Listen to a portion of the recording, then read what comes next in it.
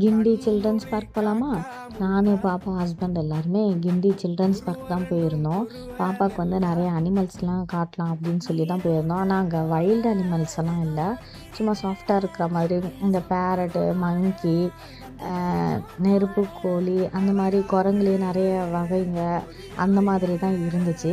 ஆனால் எனக்கே அங்கே போய் தான் தெரிஞ்சது, நம்ம வீட்லேயே ஒரு குரங்குக்கு சாப்பாடு போட்டு வளர்க்குறோன்றது. என் ஹஸ்பண்டு பயங்கரமாக அங்கே பாப்பா விளையாடினாலும் இல்லையோ, என் ஹஸ்பண்டும் நானும் தான் ஜாலியாக விளையாடிட்டு இருந்தோம். நம்ம ஜாலியாக விளையாடுற மாதிரி தான் போகணும். அதே மாதிரி அங்கே வந்துட்டு அங்கே போன உடனே என்ட்ரன்ஸ்லேயே வந்து டிக்கெட் ஒரு ஆளுக்கு வந்து 60 ருபீஸ் தான்.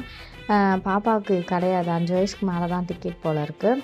அதுக்கப்புறமேட்டு அங்கே வந்து எதனா ஒன்று வாங்கி சாப்பிடணும் அப்படின்னாலுமே அங்கே வந்து கொஞ்சம் காசு வந்து ரேட்டு ஜாஸ்தி தான். அந்த பொருள் வந்து கம்மியாக தான் இருக்குது. நாங்கள் பஃப் வாங்கியிருந்தோம். பஃப் வந்து ஒரு முட்டை சைஸுக்கு தான் இருக்கே பஃப்பு. ஆனால் ரேட் வந்து ஜாஸ்தியாக இருக்குது. நம்ம வீட்டிலேருந்து எதனா செஞ்சு கூட எடுத்துகிட்டு போயிருக்கலாம்.